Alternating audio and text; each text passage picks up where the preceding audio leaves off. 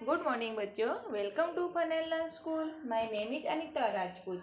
बच्चों, हमने आगे वाले वीडियो में चैप्टर अध्याय 7 पढ़ा था। क्या नाम है उसका? टिप टिपुआ। वो एक कहानी थी टिप टिपुआ वाली। किसने लिखी हुई है वो कहानी? गिरिजा रानी अस्थाना ने। तो जो आज हम उसके वर्कबुक के प्रश्न उत्तर पढ़ने वाले हैं। हमने चैप्टर तो पढ़ लिया है, आपने देखा वीडियो। नहीं देखा हो तो पहले वो वीडियो देखने का, फिर ये चैप्टर वर्कबुक वाला वीडियो देखने का। ओके, तो चलो हमारी वर्कबुक का पेज नंबर 27 हम पढ़ते हैं बच्चों। देखो बच्चों, ये अध्याय 7 टिप टिपुआ। किसने लिखा? गिरिजा रानी अस्थाना। तो चलो उसमें पहला प्रश्न हम देखते हैं बच्चों। पाठ पर आधारित एक दिन कैसी बारिश हुई। पहला प्रश्न हमें दिया गया है, एक दिन कैसी बारिश हुई। तो इसका उत्तर क्या है बच्चों? धीरे धीरे, टप टप, मूसलाधार, करीमझीम। तो हमारे पाठ में क्या कहा गया था कि एक दिन मूसलाधार बारिश हुई। दूसरा प्रश्न, बारिश से बचने के लिए झोपड़ी के पीछे कौन बैठा था? टिप टिपुआ। बाघ, चीता, कसेर। तो कौन बैठा था? बाघ बैठा हुआ था। फिर चलो हम आगे देखते हैं। धोबी का क्या खो गया था? गधा, कुत्ता, बैल या कपड़े। तो क्या खो गया था? उसका गधा खो गया था। बाघ टिप टिपुआ के डर से कहाँ छिपा बैठा था? सूखे कुएं में, झोपड़ी में, घास में या पोकर में। तो इसका सही उत्तर है बच्चों, घास में छुपा बैठा था। फिर देखो आगे देखते हैं अब हम। रिक्त स्थान भरिए। एक दिन मूसलाधार खाली जगह हुई। क्या हुई? एक दिन मूसलाधार बारिश हुई। यह खाली जगह कौन सी बला है? टिप टिपुआ। खाली जगह की बात धोबी को जच गई। क्या? पत्नी की बात धोबी को जच गई। किस्मत का मारा बेचारा खाली जगह घास में छिपा बैठा था। कौन? बाघ। वो बाघ बहुत ज़्यादा बारिश होने के कारण कहाँ पर छिपकर बैठा हुआ था? घास में। फिर देखो आगे। खाली जगह मैं तेरा कचूमर निकाल दूंगा। मार मार कर मैं तेरा कचूमर निकाल दूंगा। पोता खाली कहानी सुनने के लिए खाली जगह रहा था। क्या कर रहा था? मचल रहा था। पोता कहानी सुनने के लिए मचल रहा था। फिर देखो थर्ड नंबर में कहा गया है, सही कथन के सामने सही का तथा गलत कथन के सामने गलत का निशान लगाइए। तो चलो हम देखते हैं कि लाइन सही है या गलत है। तो देखो, बुढ़िया का एक पोता था। सही या गलत? सही। बुढ़िया की झोपड़ी में जगह जगह से पानी टपक रहा था। हाँ, सही। धोबी की पत्नी ने धोबी को डॉक्टर के पास जाने के लिए कहा। गलत। कहाँ जाने के लिए कहा? पंडित जी के पास में जाने के लिए कहा। फिर देखो आगे। पाठ के आधार पर बताइए कि कौन किससे परेशान था। तो कौन? बुढ़िया किससे परेशान थी? झोपड़ी के टपकने से। फिर बाघ बारिश से। धोबी गधे के खोने से, गुम गया था ना गधा, इसलिए वो परेशान हो रहा था। फिर गांव वाले बाघ से परेशान थे। फिर देखो, कौन किससे रोज रात में कहानी सुनता था? पोता अपनी दादी से रोज रात में कहानी सुनता था। झोपड़ी में पानी किस तरह टपक रहा था? टिप टिप करके टपक रहा था। बाघ कहाँ और क्यों बैठा था? बाघ बारिश से बचने के लिए झोपड़ी के पीछे बैठा था। तो देखो बच्चों आगे। धोबी की पत्नी ने उससे क्या कहा? हमने पढ़ा था ना। धोबी पत्नी ने धोबी को बोला कि हमारा गधा गुम गया है, तो आप पंडित जी के पास में जाके पूछ के आओ, उनको पता होगा। देखो यहाँ पर बच्चों ये लिखा हुआ है। पंडित जी के पास जाकर गधे के बारे में पूछने के लिए कहा। धोबी बाघ पर लट क्यों बरसाने लगा? क्योंकि वो धोबी है ना, पूरे दिन से गधे को ढूंढ रहा था। बारिश चालू थी, पानी पानी भरा था, तो भी पानी में वो उसको ढूंढ रहा था, इसलिए वो बहुत परेशान था। इसलिए गुस्से में आके उसने उसको मारा। देखो, धोबी बाघ को गधा समझकर उस पर लट बरसाने लगा। उसने क्या सोचा कि ये तो क्या है, गधा है मेरा, इसलिए उसको मारने लग गया। बाघ बिना चू चपट के धोबी के पीछे क्यों चल दिया?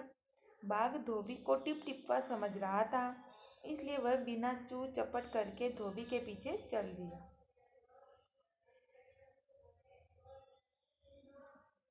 चलो फिर हम आगे देखते हैं। नीचे बाई और एक वाक्य का पहला भाग लिखा है, इसका शेष भाग दाई और लिख दो, विकल्प में से चुनिए। देखो कैसे ये लिखा गया, पोता कहानी सुनने के लिए। तो जो हमको इन दोनों में से एक देखना है कि कौन सा राइट है। शोर मचा रहा था कि मचल रहा था, तो वो पोता कहानी सुनने के लिए मचल रहा था। बाघ चुपचाप क्या था, धोबी के पीछे चल रहा था या घास में छिप गया था। तो बाघ चुपचाप धोबी के पीछे चल रहा था। इससे पहले कि वह मुझ पर हमला करे, मुझे छिप जाना चाहिए या मुझे भाग जाना चाहिए। तो उसने क्या सोचा कि मुझे भाग जाना चाहिए। किससे? टिप टिपवा से।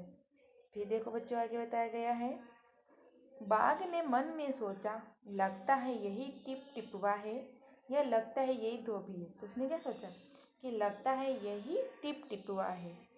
धोबी ने बाघ का कान पकड़ा और खींचता हुआ उसे जंगल की ओर चल दिया। खींचता हुआ उसे घर की ओर चल दिया। तो क्या आएगा? खींचता हुआ उसे घर की ओर चल दिया। फिर चलो आगे देखते हैं हम बच्चों गद्यांश।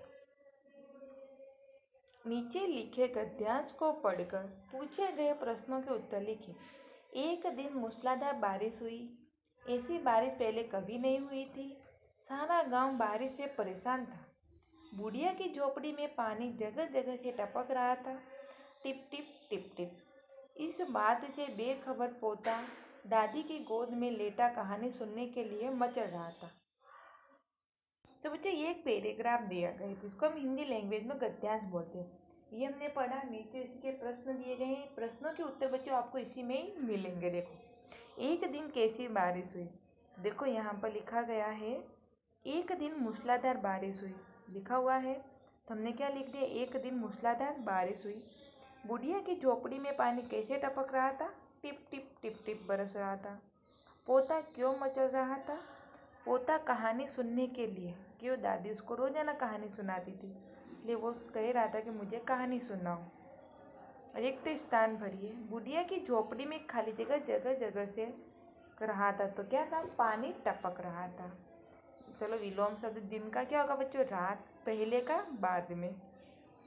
फिर देखो हम आगे व्याकरण के शब्दार्थ पढ़ते हैं। अब हम नीचे लिखे शब्दों के अर्थ लिखे। हमारी किताब में भी शब्द है, उसके अर्थ दे जानते। तो देखो मूसलाधार का अर्थ क्या होता है, बहुत तेज। मुसीबत मतलब परेशानी। पोथी मतलब बड़ी किताब। हमला मतलब आक्रमण। उलीचना मतलब बाहर डालना।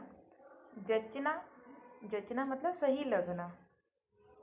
फिर देखो नीचे लिखे शब्दों के बहुवचन लिखिए। बहु मतलब एक का अनेक, गधा का गधे, कहानी का कहानियाँ, पोथी का पोथिया, खुंटा का खुंटे, पोता का पोते और छत का छते। ये एक का बहुवचन। एक वस्तु होती तो हम गधा को गधा ही बोलते हैं, और बहुत सारे गधा हो गए तो क्या बोलेंगे, गधा नहीं बोलेंगे, क्या बोलेंगे, गधे बोलेंगे। ऐसे कहानी का कहानियाँ, पोथी का पोथिया, खुंटा का खूंटे, पोता का पोते और छत का छतें होती है। फिर देखो दिए गए शब्दों के विलोम शब्द लिखिए। विलोम शब्द देखते हैं हम। सोना का जागना, बड़ा का छोटा, तो ऐसे भी हो सकता है, छोटा का बड़ा भी हो सकता है, दोनों तरह के उल्टा हो सकता है।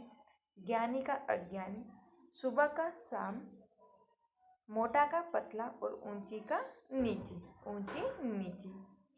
समान अर्थ वाले पर्यायवाची शब्द लिखिए। देखो बच्चों पर्यायवाची एक का अनेक, मतलब एक का अनेक नाम होते हैं, उसको पर्यायवाची बोला जाता है। जैसे बारिश की ओर क्या बोलेंगे, वर्षा बोल सकते हैं।